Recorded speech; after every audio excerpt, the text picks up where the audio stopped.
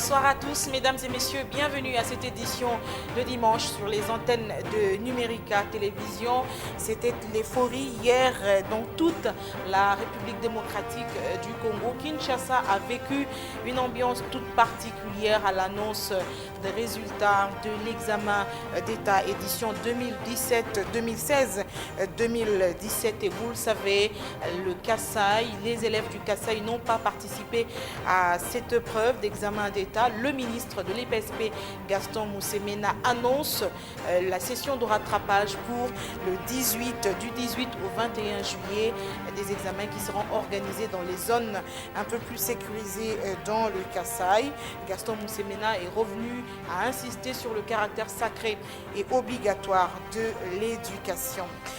Journal de dimanche, invité pour commenter l'actualité de la semaine, Joseph Bangakia. Il est président national de NRJ. Monsieur Bangakia, bonsoir. Bonsoir madame et merci pour l'invitation. Merci de répondre à notre invitation. NRJ, nouveau républicain pour la justice, votre parti politique. Parfaitement. Vous êtes du Rassemblement, du Front citoyen. Vous êtes de l'opposition républicaine. Où vous vous situez par rapport aux plateformes politiques qui existent au sein de l'opposition en RDC?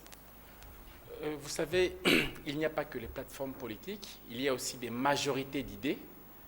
Et donc, en termes de majorité d'idées, nous souhaitons des élections apaisées, conformément à la Constitution. Nous souhaitons une issue apaisée, comme je l'ai dit, de la situation actuelle qui est tendue. Et oui, nous avons salué le compromis, bien que pas parfait, qui a été obtenu pour que les choses avancent. Compromis si elles peuvent être... du dialogue de l'interdiocésain.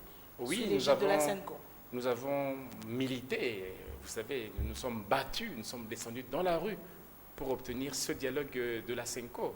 Nous nous sommes opposés au dialogue de Kodjo. Et après, nous avons pressé les parties prenantes à trouver un compromis. Nous ne comprenions pas pourquoi il fallait chicaner sur des détails qui, en réalité, étaient quelque peu marginaux. Car l'essentiel, c'était que la classe politique était d'accord pour aller aux élections en respectant la Constitution. Et donc, suite au blocage, la SENCO s'en est remis au président de la République, qui a trouvé une formule qui, malgré ses défauts, a eu le mérite de débloquer la situation. Si elle peut être parfaite plus tard, tant mieux, mais au moins nous avançons. Je rappelle que Joseph Bangakia, vous avez été vice-gouverneur de la province orientale. Le ministre du Tourisme, Apenela Franck Malila, est revenu d'Astana au Kazakhstan où il a participé à l'atelier, disons, à la conférence mondiale sur le tourisme. Plusieurs recommandations ont été faites et le ministre a obtenu du secrétaire général mondial au tourisme sa participation, sa venue officielle en République démocratique du Congo. Taleb Rifai va séjourner en RDC du 19 au 21 juillet prochain. Je vous propose de suivre les explications dans ce reportage. À la conférence d'Astana sur le tourisme et les énergies du futur, la République démocratique du Congo était représentée par le ministre du Tourisme Franck Mouidi Malila Apenela, accompagné de quelques experts congolais. Le ministre a eu un entretien suivi d'un déjeuner de travail avec le secrétaire général de l'Organisation mondiale du tourisme. Franck Mouidi Malila Apenela a obtenu de Taleb Rifai une visite officielle en RDC. Le secrétaire général de l'OMT séjournera au Congo du 19 au 22 juillet prochain. Au cours de leurs échanges, les deux personnalités ont fait l'état des lieux du tourisme en RDC. Taleb Rifai a exprimé sa volonté d'accompagner la RDC afin qu'elle devienne pays phare de l'écotourisme en Afrique subsaharienne.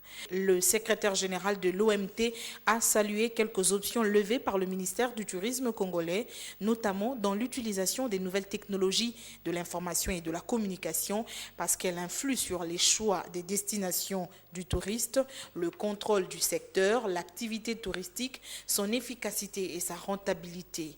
D'autre part, le secrétaire général de l'OMT a relevé la carence d'énergie d'infrastructures hôtelières, des structures d'accueil, d'accessibilité et de mobilité, alors que la RDC dispose d'une faune riche et d'une flore luxuriante. La problématique de la délivrance des visas a aussi été évoquée par le secrétaire général de l'OMT qui a insisté sur le fonds de promotion et le compte satellite du tourisme qui sont des outils adéquats à la promotion du tourisme.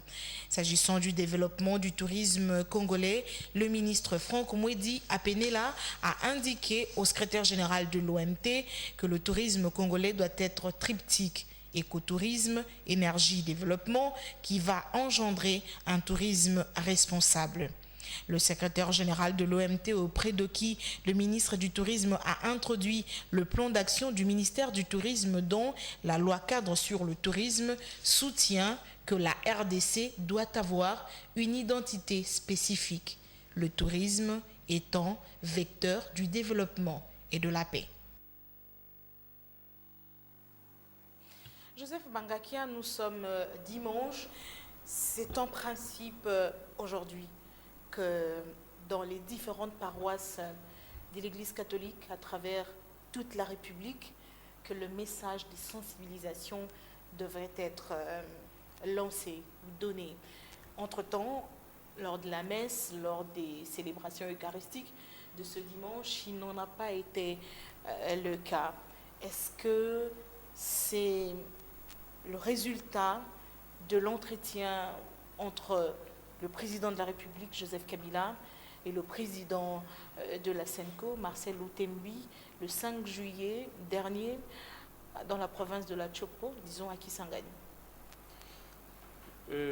Il est évident que le président de la République et le président de la SENCO ont abordé ces questions, notamment la dernière déclaration de la SENCO, notamment l'état d'exécution de la mise en œuvre de l'accord et aussi les perspectives qui s'offrent au pays.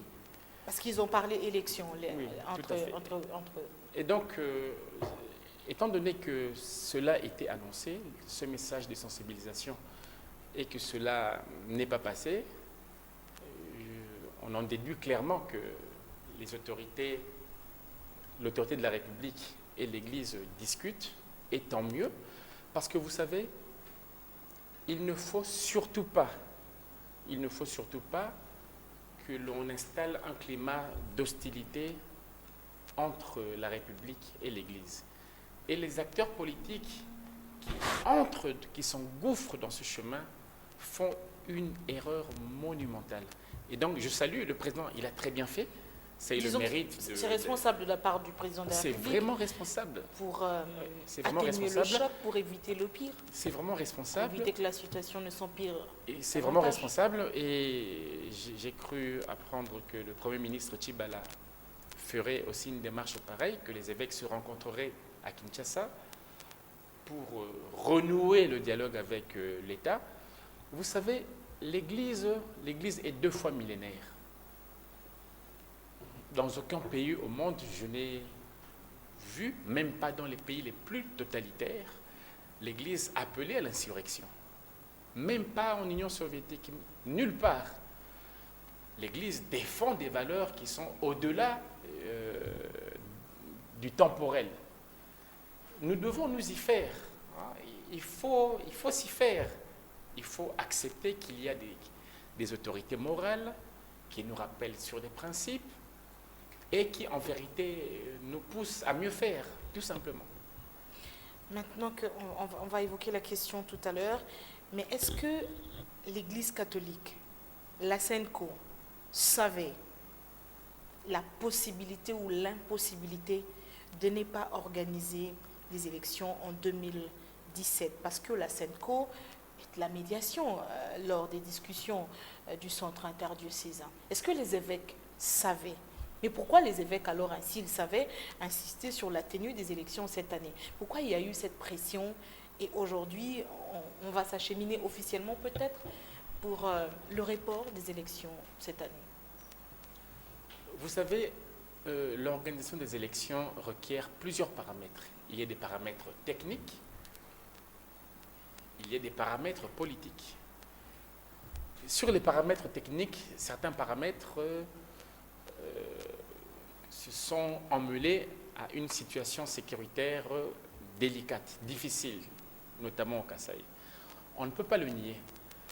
Et par exemple, ce n'est pas la CENI qui traite les questions sécuritaires pour pacifier le Kasaï et débuter l'enrôlement. Ce n'est pas à la CENI de le faire. Il y a des institutions qui le font.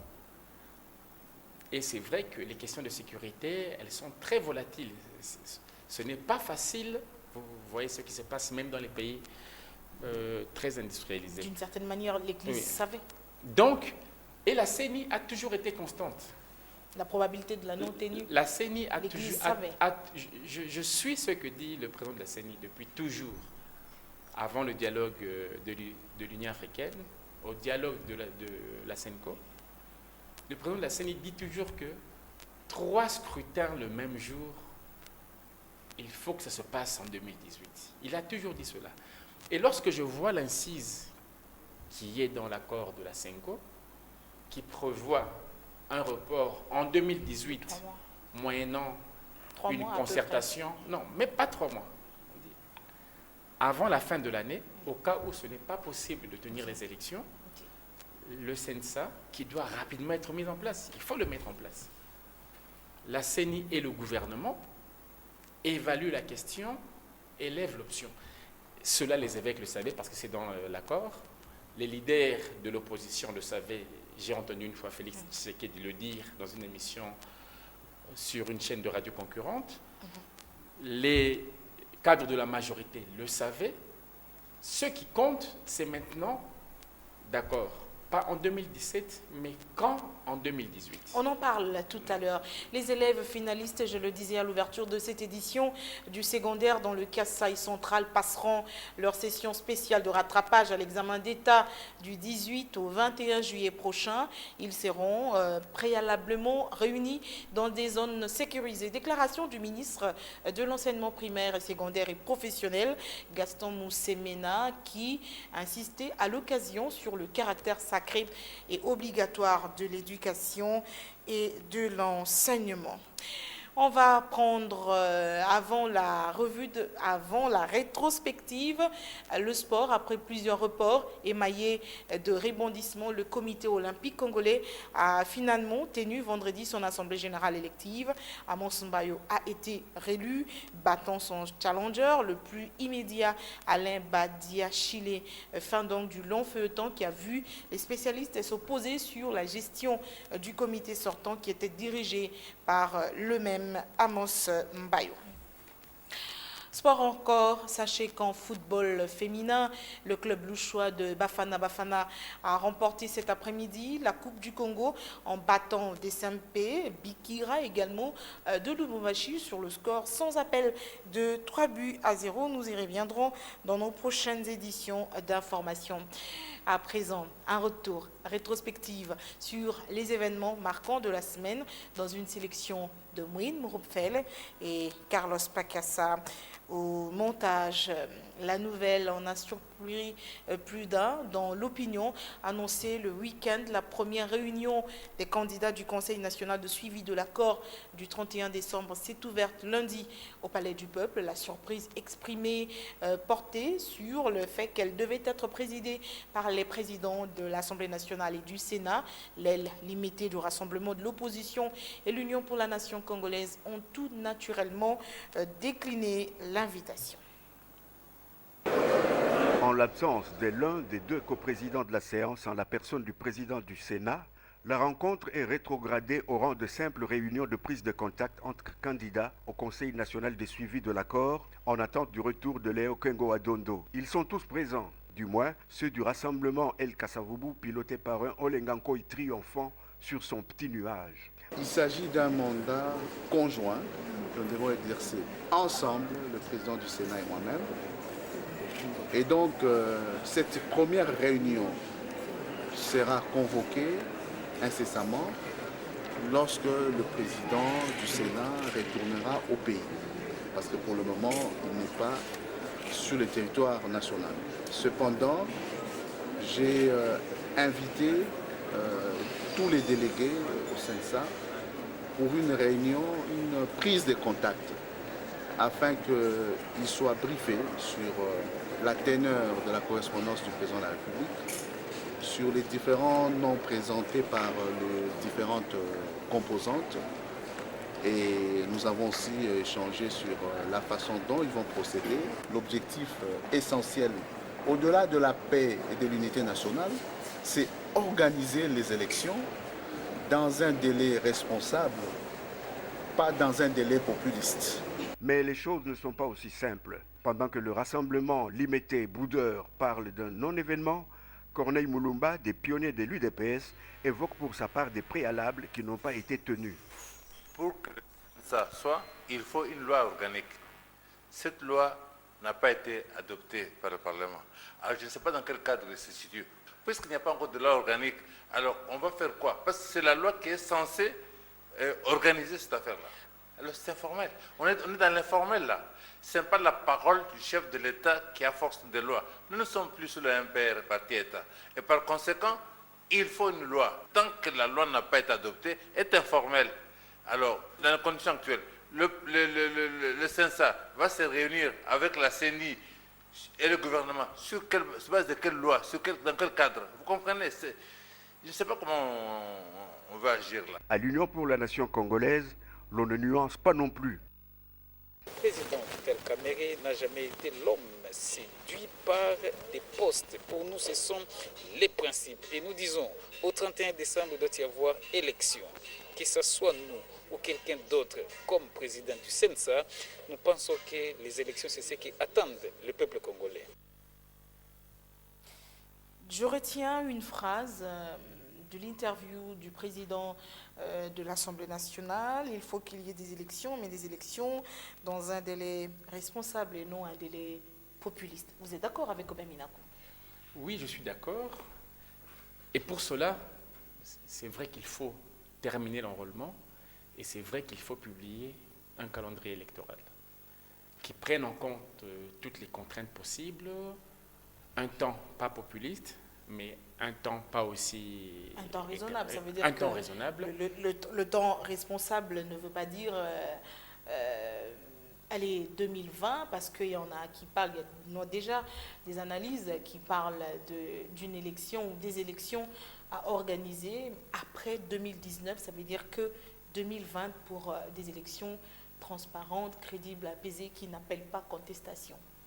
Le temps responsable, c'est le temps dont la CENI a besoin pour les contraintes techniques, légales et juridiques, et pour qu'un compromis politique suffisant se mette en place. Mais est-ce qu'en tant qu'acteur politique, vous avez peut-être une proposition à faire à la CENI sur le temps nécessaire pour préparer ces élections, ou vous vous inclinerez devant ce que la CENI vous dira? Par exemple, si la CENI vous disait aujourd'hui qu'elle a besoin de 3 ans pour organiser, préparer des bonnes élections, vous, en tant que parti politique de l'opposition, accepteriez-vous la proposition de la CENI? Parti politique centriste, voilà. Ce que je dis, c'est que la CENI est dans notre pays, dans la RDC. C'est une institution de la République. Une institution, organe technique. Oui. Tant que nous n'aurons pas des élections, le gouvernement Tchibala, quelle que soit sa bonne foi, aura difficile à contenir la dégringolade du franc congolais, la perte d'achat de la population, la tension sociale, la tension politique. Ce sont des éléments à prendre en compte. Donc, les institutions ne peuvent pas établir un délai trop élastique, mais oui, il ne doit pas être aussi populiste. Je pense que celui de fin 2017 pas trop est quand même élastique en tant que parti politique, comme vous dites centriste. Vous avez une proposition peut-être concrète à faire à la CENI. Si cette année, pas d'élection, ça veut dire qu'il faut attendre qu'en avril, juillet 2018, avant fin 2018, 2019, peut-être 2020. Est-ce que vous avez une proposition? Vous avez réfléchi sur cette question? C'est quoi votre proposition concrète? Il est évident que le report ne peut pas être ad vitam aeternam. Et certainement que le report raisonnable serait pour l'année qui suivra, bien entendu. Dans le camp de l'opposition, on a l'impression, peut-être que les acteurs le savaient également, que cette année, il n'y aurait pas élection.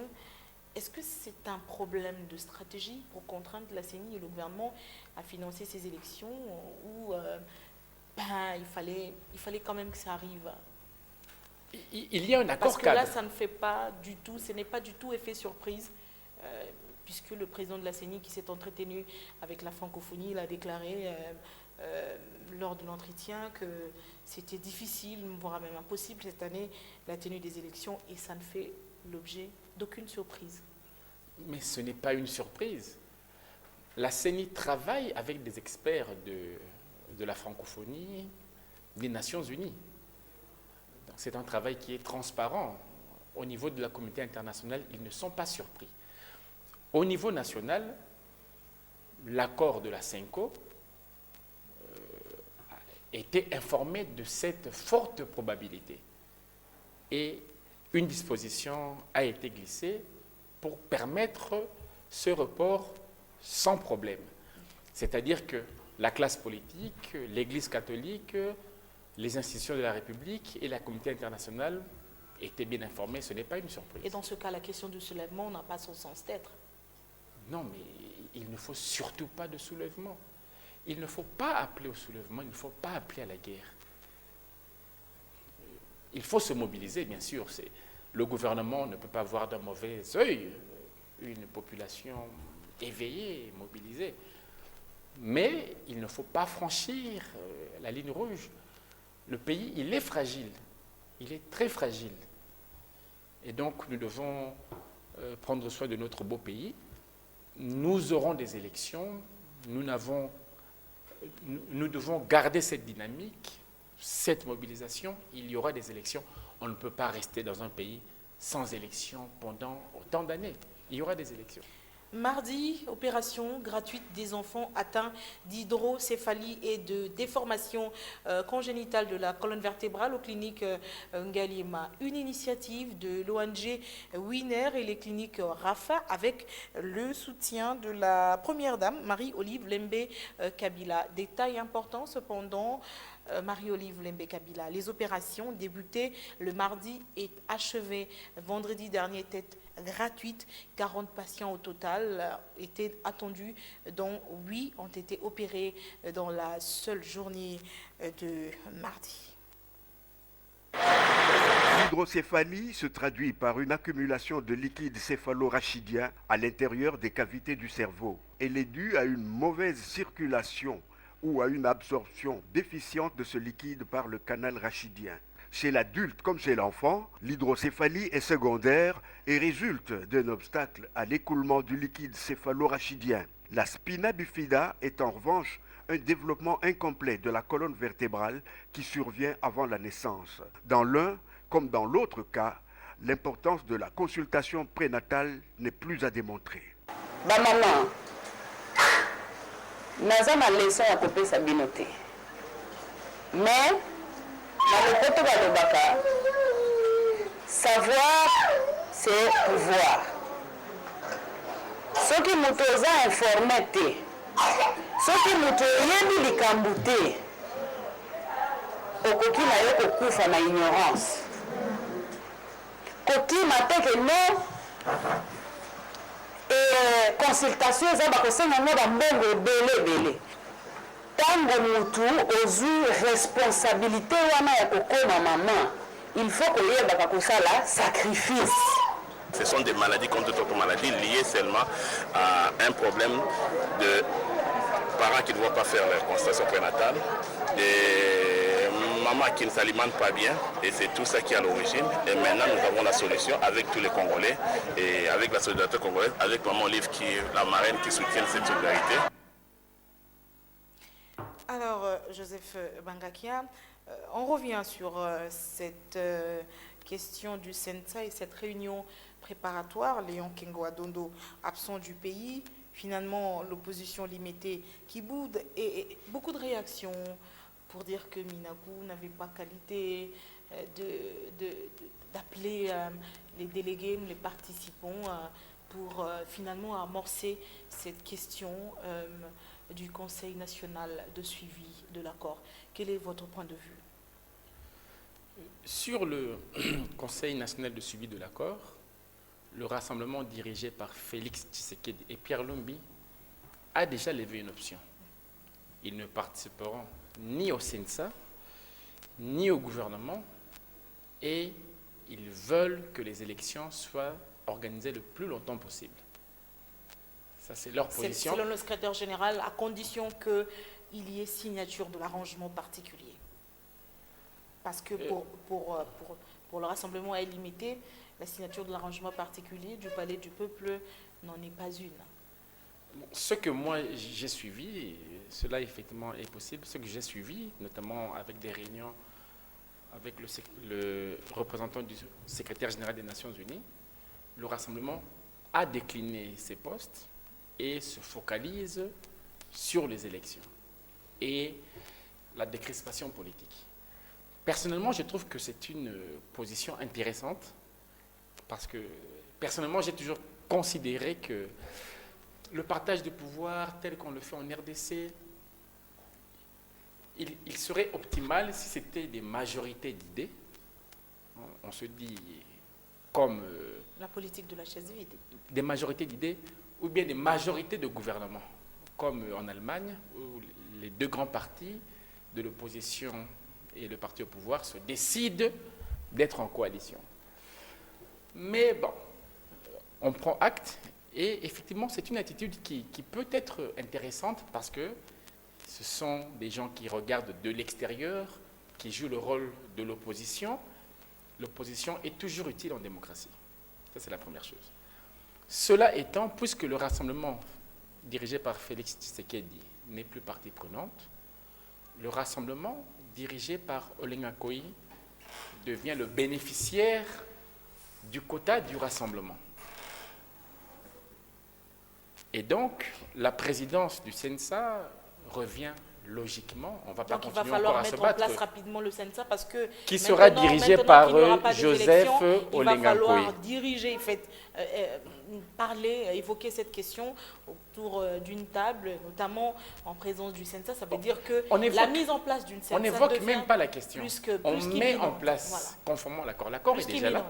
Ça veut dire qu'il va falloir mettre en place le CENSA d'ici les 30 jours qui suivront pour le plus tôt possible. Le plus tôt possible pour discuter du report de cette et question des élections. Le plus tôt possible et les dispositions de l'accord telles que signées par les parties prenantes qui étaient réunies par le président du Sénat et de l'Assemblée nationale par délégation personnelle du chef de l'État.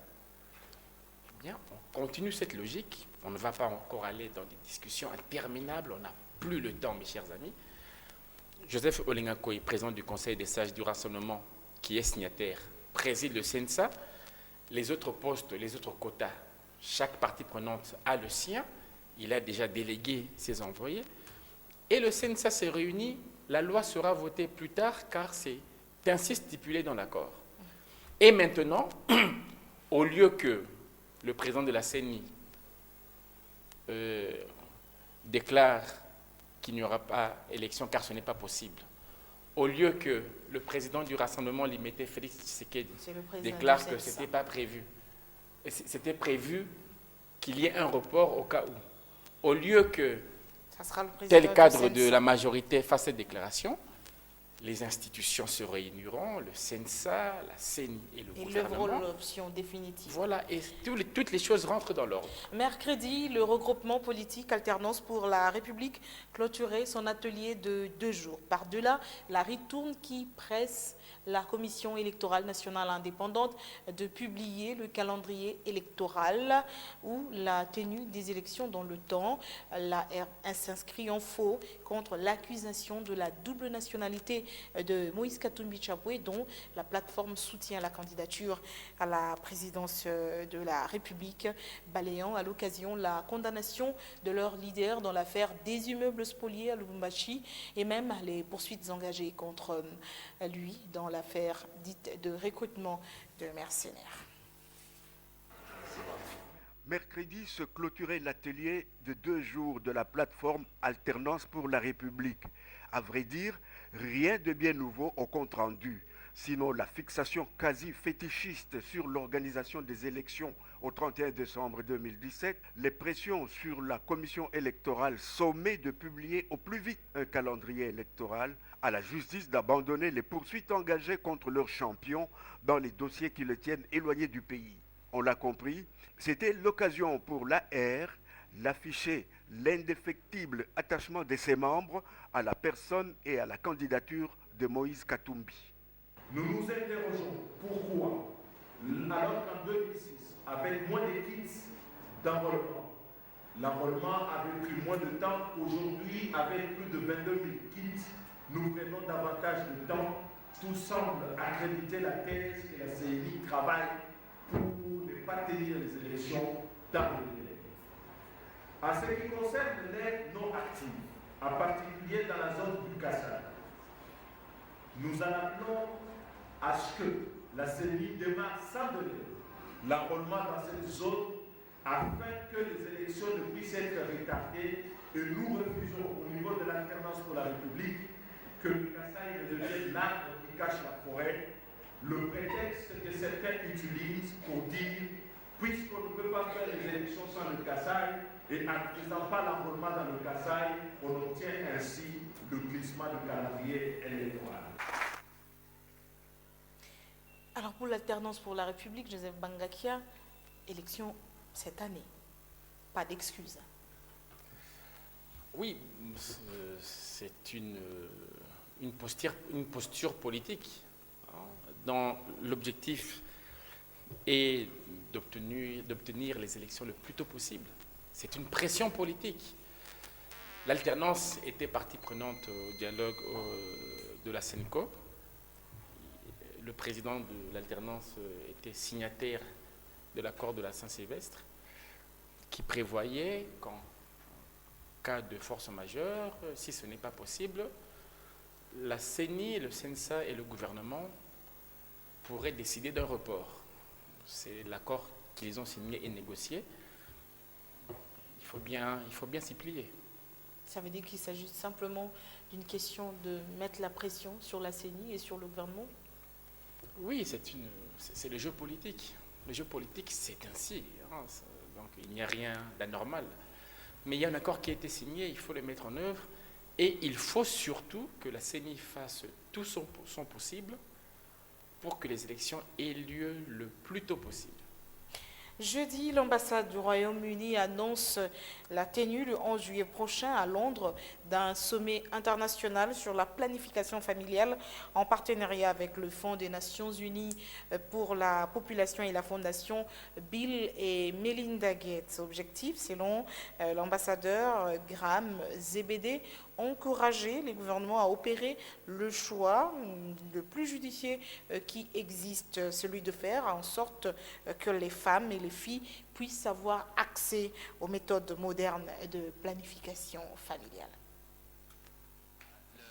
Selon l'ambassadeur du Royaume-Uni, la République démocratique du Congo est bel et bien bénéficiaire du programme de planification familiale à l'horizon 2020, connu sous le sigle anglais de AFP 2020. À ce titre, le pays a pris des engagements en vue d'une amélioration de la situation de la planification familiale. Pour une fois, le diplomate britannique salue les efforts consentis par le gouvernement pour honorer ses engagements antérieurs.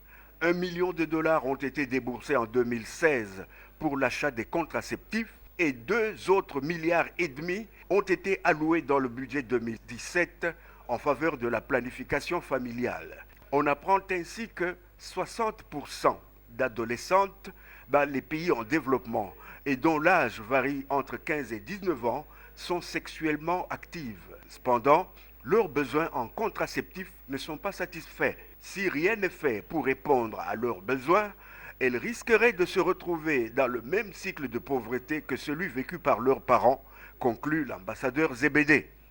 Il existe un bon partenariat dans ces domaines entre le gouvernement, ses partenaires et la société civile ici, qui est évidemment très important. En 1998, nous avions 1837 décès maternels pour 100 000 naissances vivantes. C'était plus que le monde entier. Donc il fallait agir et agir très vite. Mais pour agir, nous avons besoin d'être ensemble. Nous avons voulu être ensemble. Les caisses de la Banque centrale du Congo sont vides, ou presque, à peine 700 millions de dollars fin juin. Alors la Banque centrale s'en inquiète au cours de la réunion du comité de politique monétaire de l'Institut d'émission. Alors le gouverneur Deo Gracias Mutombo tape du poing sur la table. Les sociétés détentrices des titres miniers sont invitées avec insistance de rapatrier 40% de leurs exportations. La Banque centrale a reçu tout l'appui du gouvernement pour renforcer le suivi de rapatriement de recettes d'exportation des entreprises titulaires de droits miniers. Parce qu'il est inacceptable que jusqu'à ce jour, au regard d'une part du nombre de licences d'exportation de produits miniers, en l'occurrence le cuivre et le cobalt, et de la valeur de ces licences depuis le début de l'année et surtout à partir du second trimestre, et d'autre part au regard de l'évolution favorable du cours du cuivre qui est d'une moyenne aujourd'hui de 5 600 $ la tonne, et surtout d'une évolution plus que favorable du cours du cobalt à 60 000 $ à fin juin, venant de moins de 23 000 $ en 2015. Quelle augmentation du cours! Il est donc inacceptable que le rapatriement des devises demeure toujours faible, alors que nous vivons depuis une pénurie de devises dans notre économie. C'est pourquoi nous avons décidé, dans les 2 semaines à venir, de publier une circulaire qui va durcir le régime des sanctions pour non-respect de la réglementation en matière de rapatriement de recettes d'exportation par les entreprises titulaires de droits miniers. Une réaction par rapport à ce coup de gueule de la BCC à l'intention des détenteurs des titres miniers pour rapatrier 40% des recettes à l'exportation sous peine des sanctions. Il est vrai que la RDC, en fait, nous enregistrons une amélioration du prix des métaux dont la RDC est plutôt grande exportatrice. Bon, je crois aussi que les miniers, suite au climat politique difficile, vous savez, c'est comme ça que fonctionnent les investisseurs, ils prennent des précautions et donc le gouverneur de la banque a raison de les rappeler. Mais c'est vrai il est important d'avoir un climat politique apaisé pour redonner confiance aux investisseurs. Et c'est même pour cela que moi, personnellement, il faut une stabilité gouvernementale. Il faut qu'on arrête de discuter les postes. Bon, Bruno Tshibala est Premier ministre, qu'il y aille, que le gouvernement soit stable pour faire confiance, mais qu'il y ait des résultats, notamment la maîtrise du cadre macroéconomique et surtout les élections. Proclamation samedi 8 juillet des résultats de l'examen d'État pour la session 2017 et concernant la ville de Kinshasa, toutes options confondues, des rues et des cabines téléphoniques envahies par des candidats aux fortunes diverses. Une journée tout de même entachée par la coupure du réseau Vodacom, précurseur de ce type de publication par le mobile. Samedi 8 juillet, c'est un grand jour pour les finalistes du secondaire. C'est la proclamation des résultats de l'examen d'État du mois de juin. Des scènes de liesse habituelles dans les rues pour la circonstance, des cabines téléphoniques prises d'assaut, des résultats publiés par le truchement des sociétés de téléphonie mobile.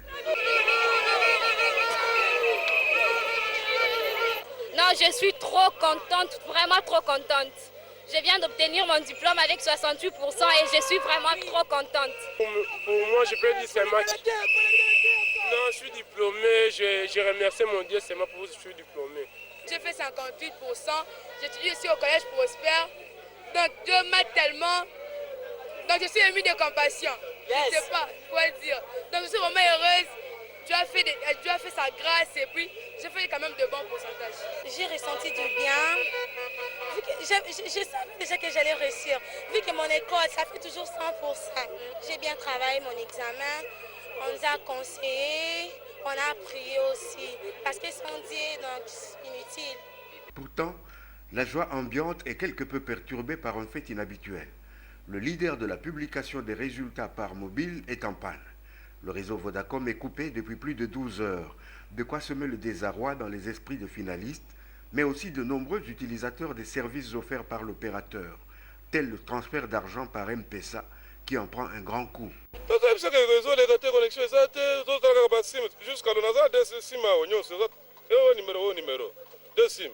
y a M-Pesa, jusqu'à depuis 2 heures jusqu'à temps on a combien jusqu'à l'heure.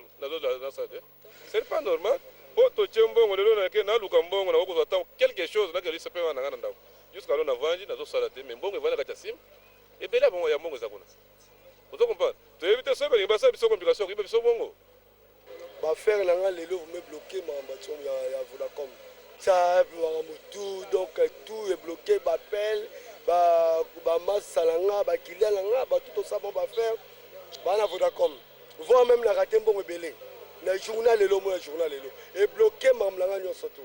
Un communiqué laconique de Vodacom tente une explication à la mi-journée. Il s'agissait d'un début d'incendie dans ses locaux techniques, obligeant l'interruption des transmissions.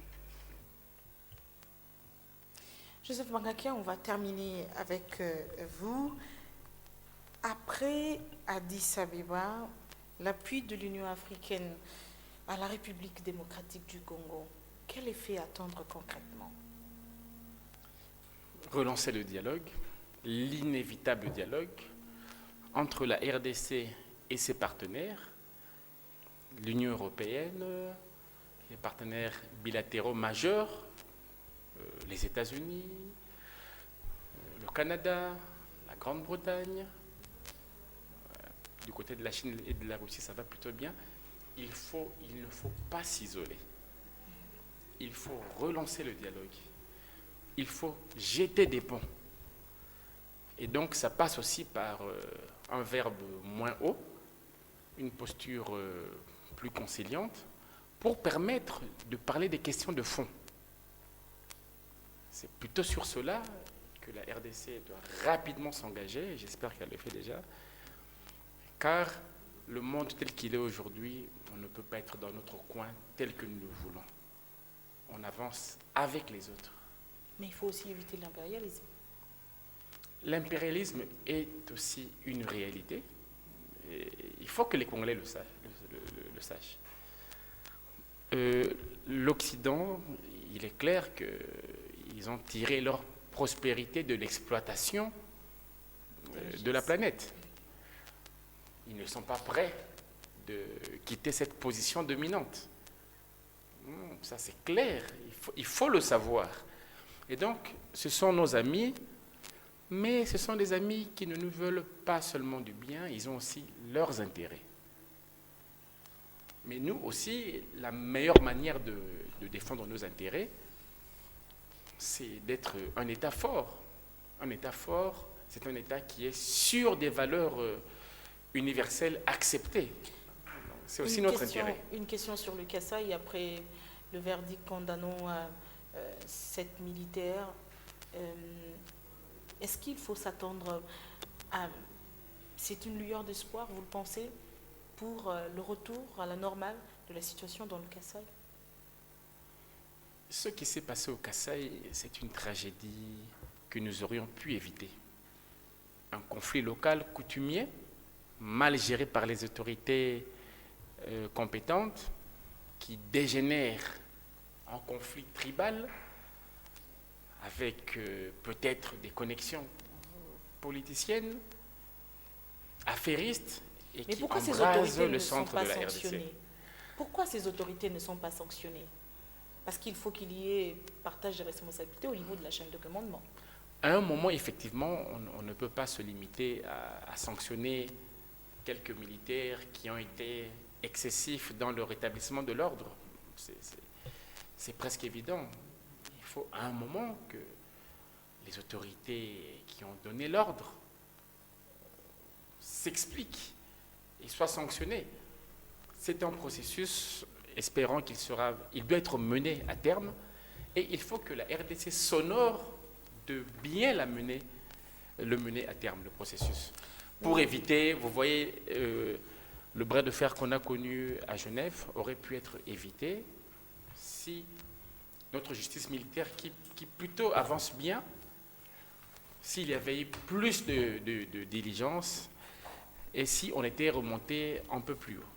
Merci beaucoup Joseph Bangakia, président de Énergie, d'être venu commenter l'actualité avec nous. Dernier message à vos militants, à vos sympathisants. S'il n'y a pas élection, c'est quoi le mot d'ordre? Quel comportement à adopter?